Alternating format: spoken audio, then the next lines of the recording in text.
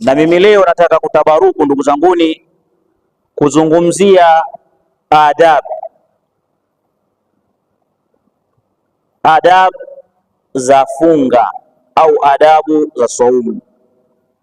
Awalan, jambo la mwanzo ilifahamike wazi ndugu zanguni, jambo lolote likifanyika likipambika kwa adabu, jambo hilo daraja yake, heshima yake, utukufu wake huongezeka. Na jambo lolote kama litafanyika liwe kubwa kiasi gani au dogo kiasi gani, lakini likawa ndani yake limekosa adabu, basi ndugu zanguni, thamani ya jambo hilo, thamani ya kitu hicho, utukufu wa kitu hicho huwa ni wenye kupotea. Ikiwa mwanadamu atapambika kwa adabu, ana adabu katika maisha yake, ana adabu katika mazungumzo, heshima yake inakuwa kubwa mbele za watu. Watu wakimuona kwambia yule ana adabu sana yule.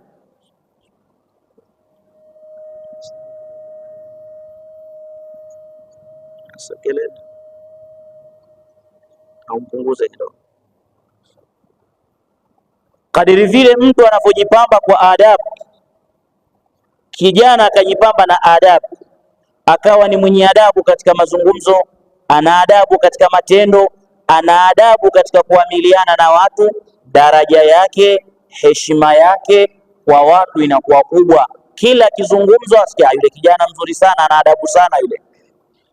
Hivyo hivyo mzee, mwanamke akajipamba na adabu ndani ya nyumba yake, akawa ni mwenye heshima, ni mwenye adabu katika nyumba yake, daraja ya mwanamke huyu ndivyo inavyozidi kuwa kubwa.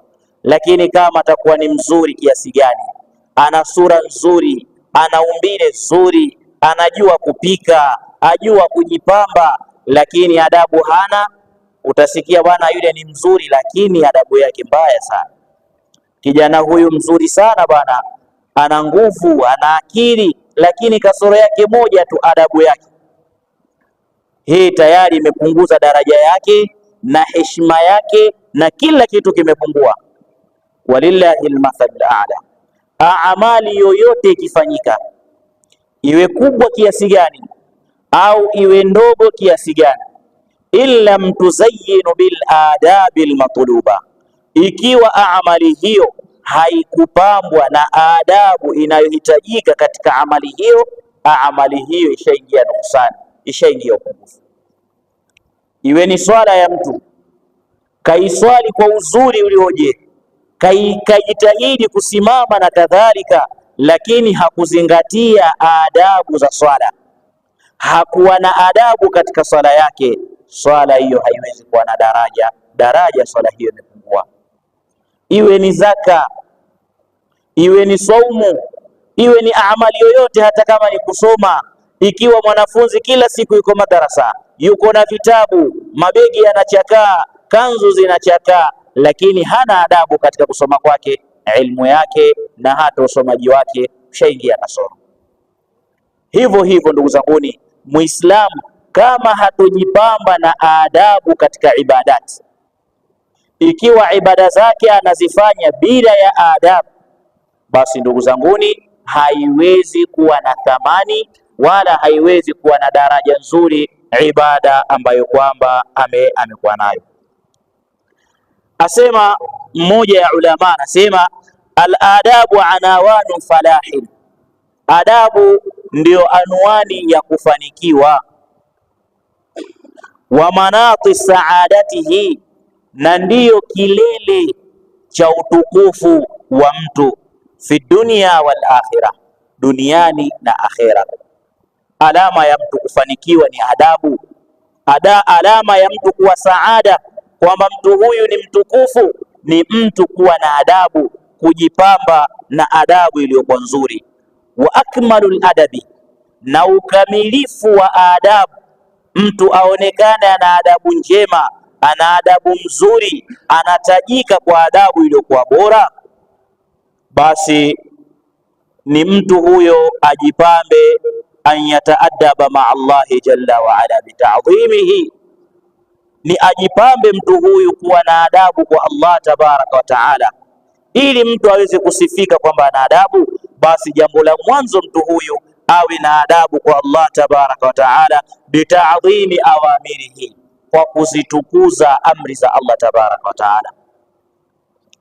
Awe na adabu, ajipambe kwamba ni mwenye kuzitukuza amri zote za Allah tabaraka wa taala, wa nahayihi, na awe na adabu kuyaacha yale yote aliyoyakataza Allah.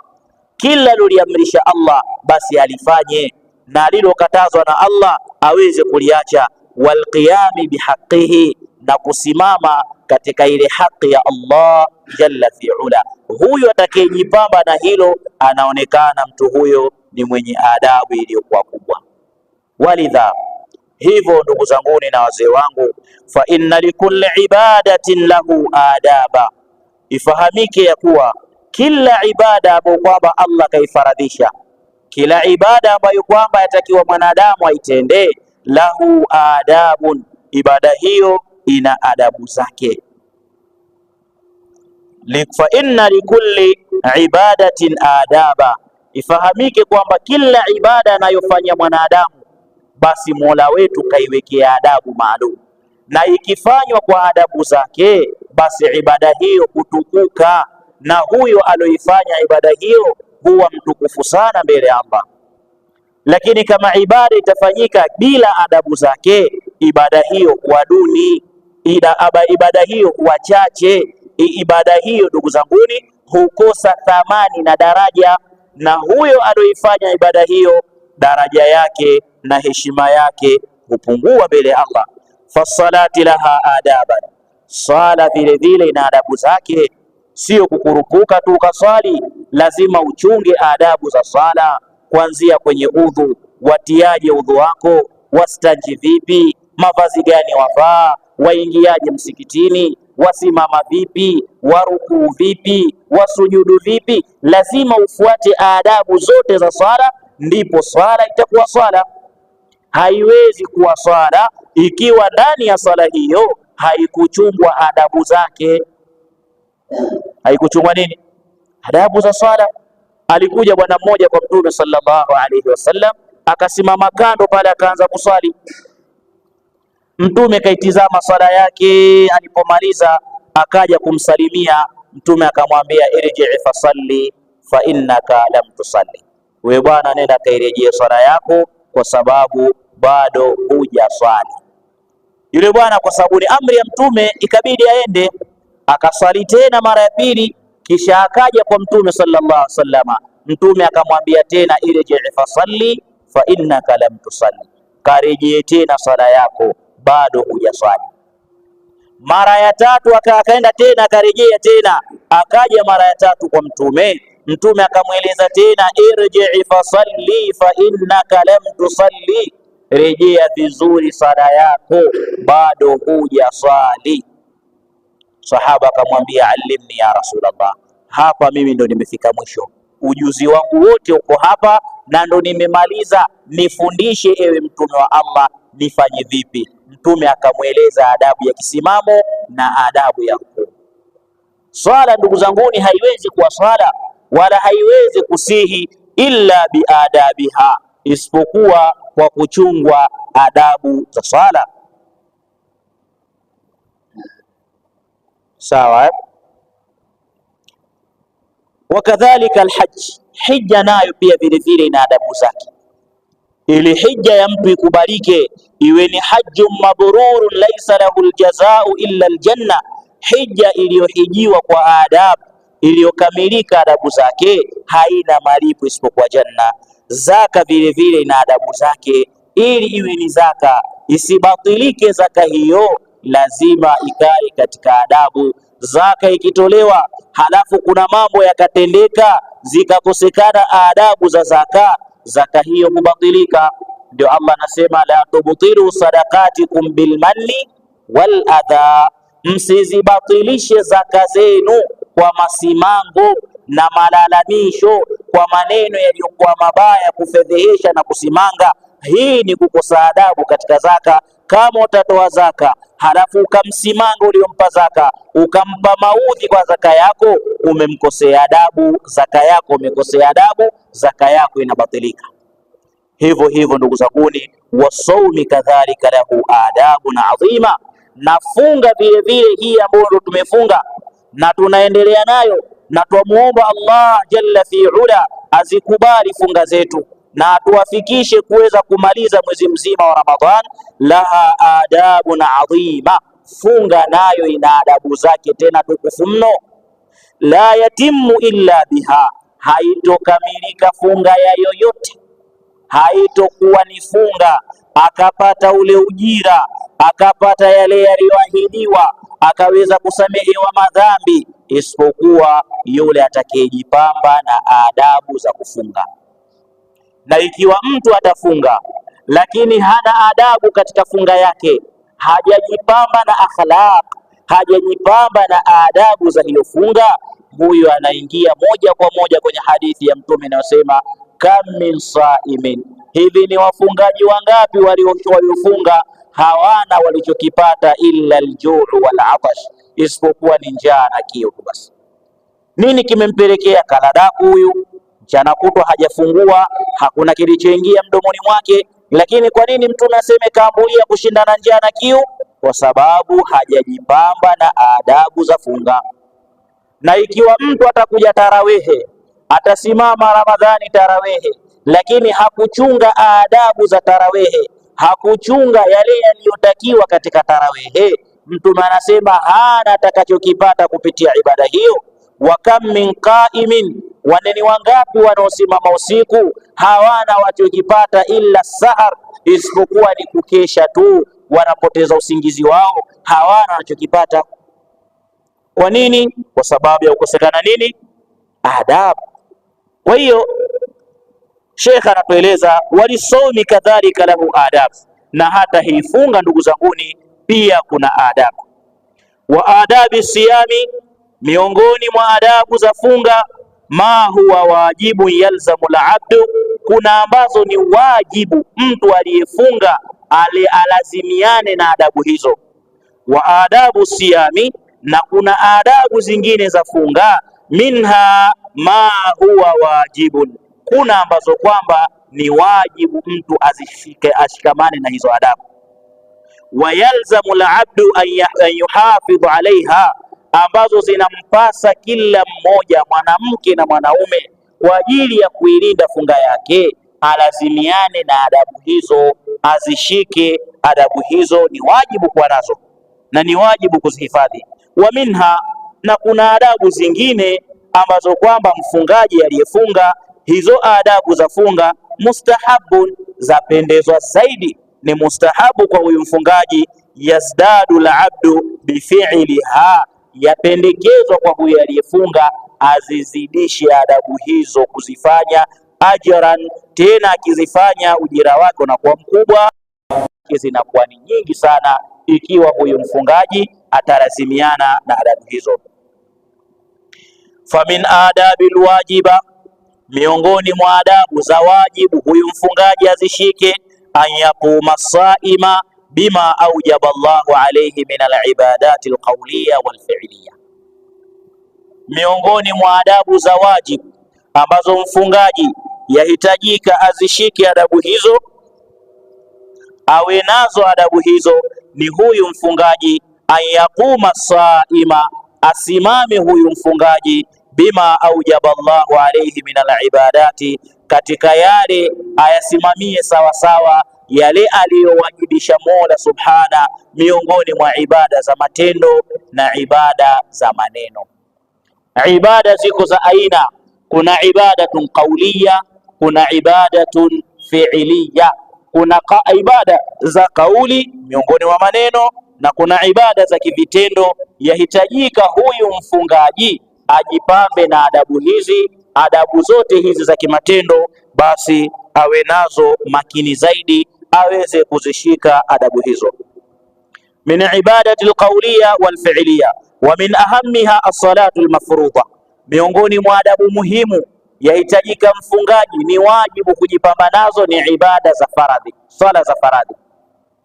Mfungaji lazima ajipambe na adabu hii ya kushikamana na swala za faradhi, na hasatan bil jamaa, swala za faradhi mwanamume aziswali kwa jamaa, haithu yunada biha, pale zinapoitiwa, pale panapoadhiniwa ambako ni msikitini.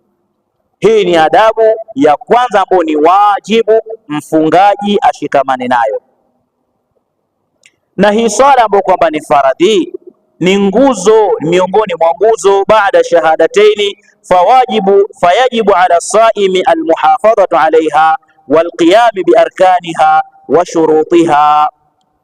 Inampasa huyu mfungaji kushikamana, aelewe swala nguzo zake pamoja na shuruti zake pamoja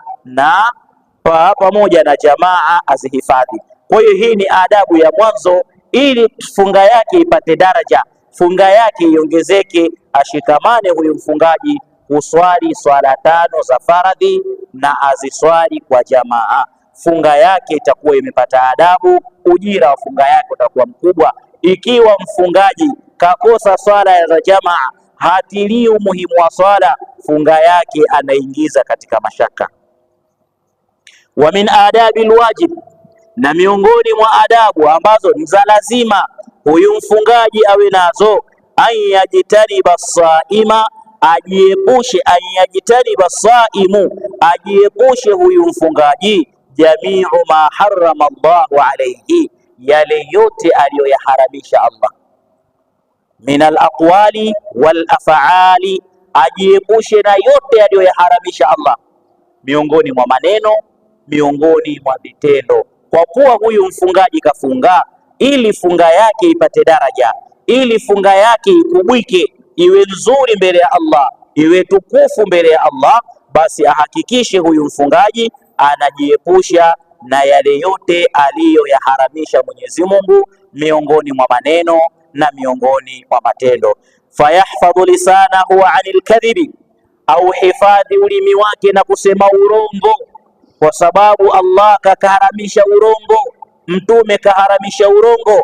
Hivyo huyu aliyefunga ili ajipambe funga yake iwe nzuri, funga yake ikubalike, funga yake iwe na adabu iliyokuwa njema inayopelekea kukubalika kwa funga yake, ajiepushe na haramu, miongoni mwazo hizo haramu. Fayahfadhu lisanahu anil kadhibi, au hifadhi ulimi wake na kusema urongo, walghibata, na kusengenya, wanamimata, na kwenda kufitinisha watu, wasabbin, na ajiepushe na uhifadhi ulimi wake na kutukana, washatami, na kushutumu, walfuhshul qawli, na maneno yaliyokuwa mabaya. Ajihifadhi huyu mfungaji ili funga yake iwe sawasawa. Adabu hii yahitajika ajipambe nayo. Wayahfadhu basarahu anin nadhri ila muharramatin, ahifadhi macho yake huyu aliyefunga, ahifadhi macho yake na kutizama yale yaliyoharamishwa. Allah tabaraka wa taala kaharamisha mambo, mfungaji hatakiwi kuyakodolea macho yaliyoharamishwa, na atakapotizama yale yaliyoharamishwa funga yake anaitia matatani. Kwa hiyo hatakiwi huyu aliyefunga kutizama muharramat, yale mambo yote yaliyoharamishwa.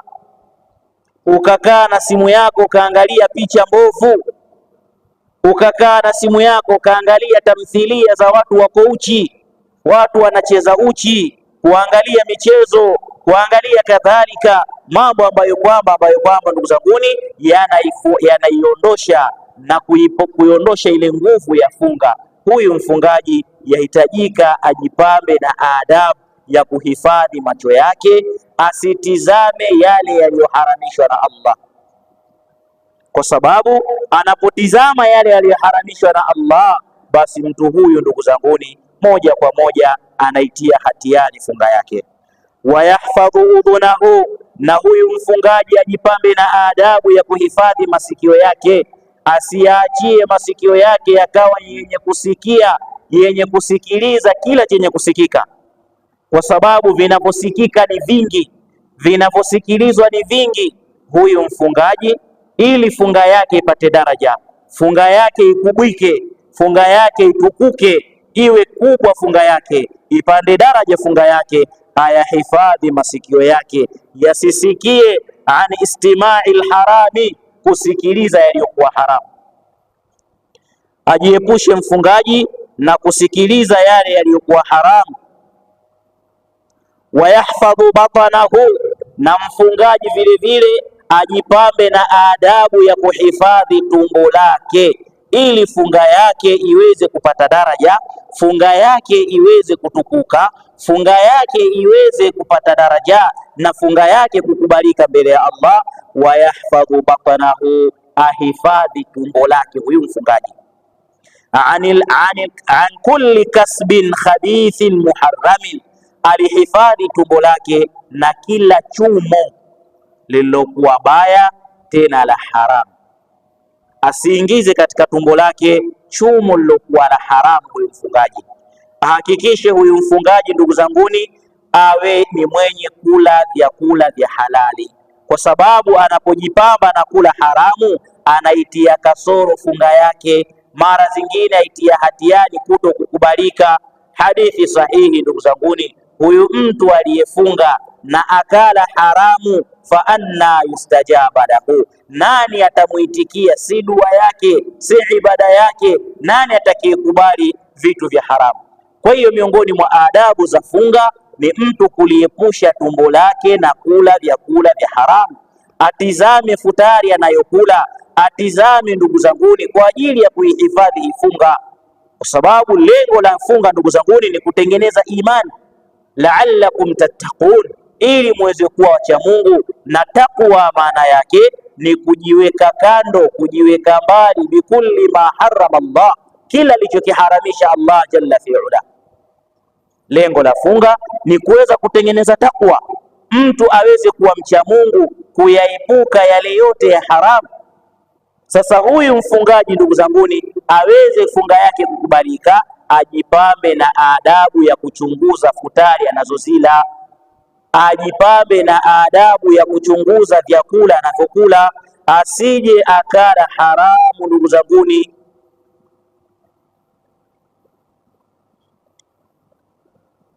Asema walaisa min alaqli, wala haitokuwa ni akili salama, walhikmata, wala haiwezi kuwa ni busara, an yatakarraba alabdu ila rabbihi, kujikurubisha mja huyu kwa Mola wake, bitarki almubahi, kwa kuacha vitu vyake vya halali, kataami washarabi, mchana kutwa anajikurubisha kwa Mola, anaacha chakula chake, anaacha kinywaji zake, wala yataqarrabu ilayhi bitarki ma harrama fi kulli hali, wala hajikurubishi kwa Mola kwa kuyaacha ya haramu. Itakuwa si akili ya sawasawa, si busara ya sawasawa eti mtu ajikurubishe kwa Allah kwa kuacha kula na kunywa, lakini hajikurubishi kwa Mola wake kwa kuacha haramu, kwa kuacha vyakula vya haramu, kwa kuacha kinywaji cha haramu. Itakuwa ndugu zanguni si busara ya sawasawa. Walihadha, na kutokana na hili amesema Mtume sallallahu alaihi wasallam katika hadithi sahihi,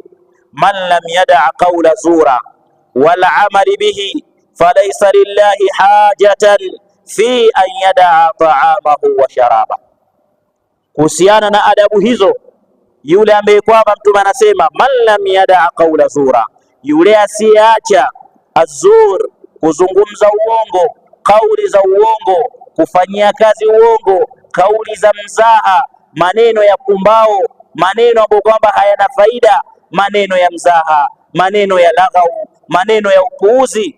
Wal amalu bihi, na kuyafanyia kazi hayo, falaisa lillahi haja, aelewe ya kwamba Allah naye hana haja kwa mtu huyo, fi an yadaa taamahu wa sharaba, kwa yeye eti kuacha chakula chake na kinywaji chake, ajikurubisha eti ajikurubisha kwa Mola wake, ataka kuwa karibu na Allah kwa kuacha chakula na kunywa, lakini yeye anasema urongo, anafanyia kazi urongo, amekithirisha mizaha na matani, na anayafanyia kazi mambo kama hayo ya lagha na upuuzi, akitaraji funga yake iweze kukubalika. Aelewe ya kwamba Allah naye hana haja kwa mtu huyo, kwa yeye kuacha kinywaji chake pamoja na chakula chake.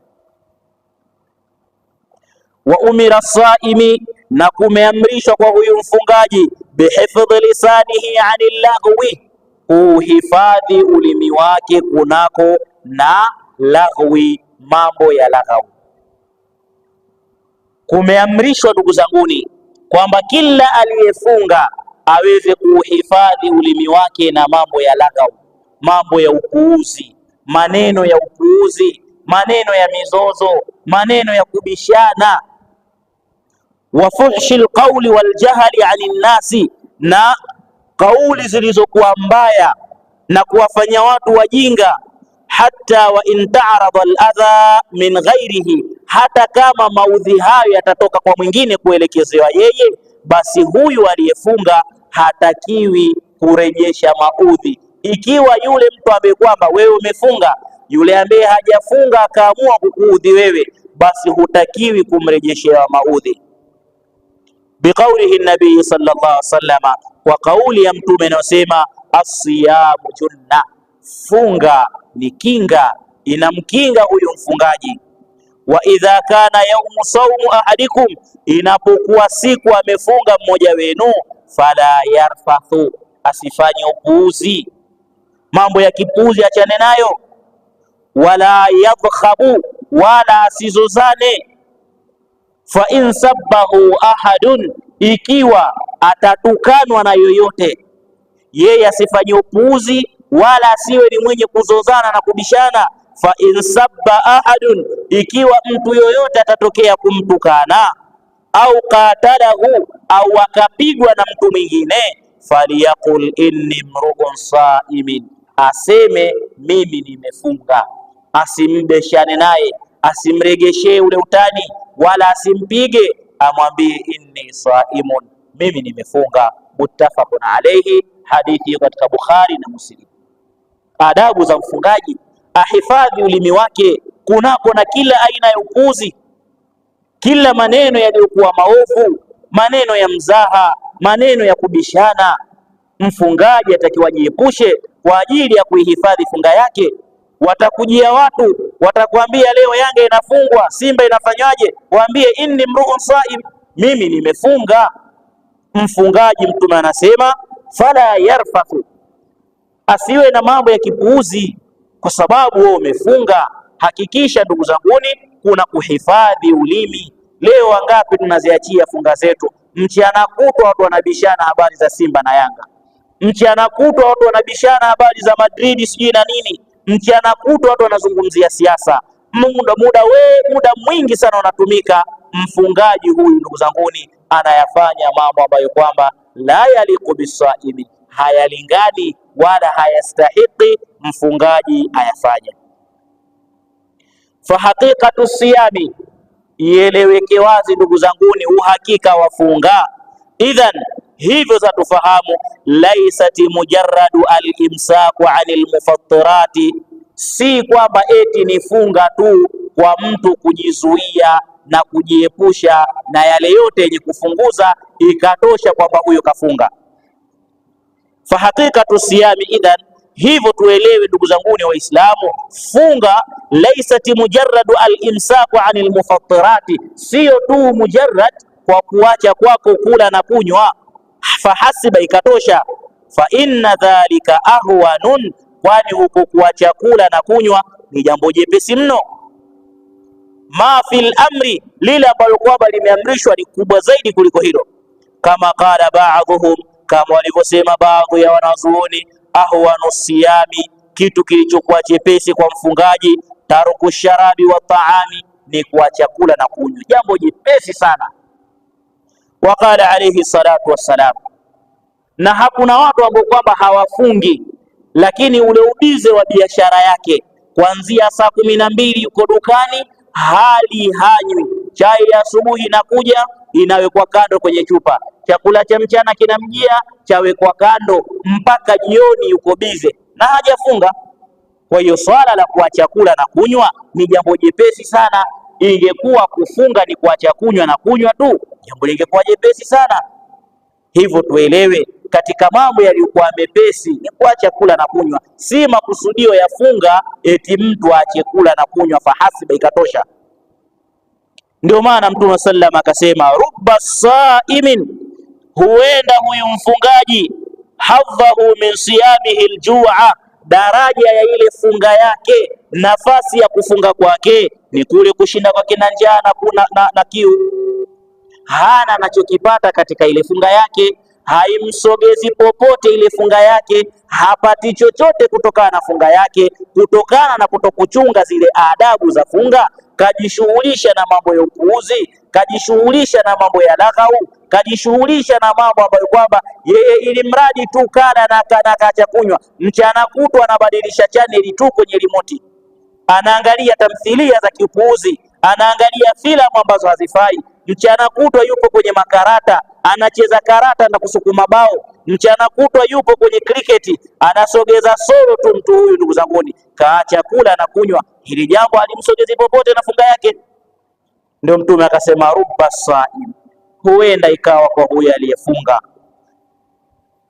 hadhuhu min siyamihi, nafasi ya ile funga yake, daraja ya funga yake ni kushinda na njaa na kiu, basi hana anachokipata. Hadithi kapokea Imamu Ahmadi na Ibnu Maja na wameisahihisha.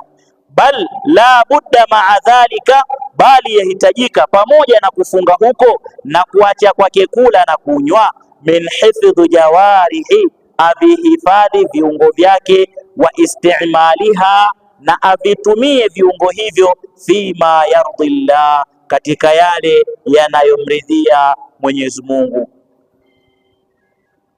Lazima ndugu zanguni, mtu huyu ayahifadhi viungo vyake katika yale yanayomridhisha Allah tabaraka wa taala. Kwa kumalizia, asema Jabir radhiyallahu taala anhu, mubayyinan haqiqata siyami, hali ya kuwa ni mwenye kuibainisha funga, ule uhakika wa funga ni upi. Anasema idha sumta, utakapokuwa umefunga wewe Muislamu, faliyasum sam'uka, na yafunge vile vile masikio yako, wa basaruka, na yafunge macho yako, walisanaka, na ulimi wako ufunge, anil kadhibi, kunako na urongo, walmaathimi, na yale yote yanayoleta madhambi, wada'al adhal jari, na acha kumuudhi jirani ukiwa umefunga, waliyakun alaika wiqarun, na ujilazimishe ukiwa umefunga kuwa na wiqar, kuwa na upole, kuwa na ulaini, wa sakinatun, na kuwa mtulivu,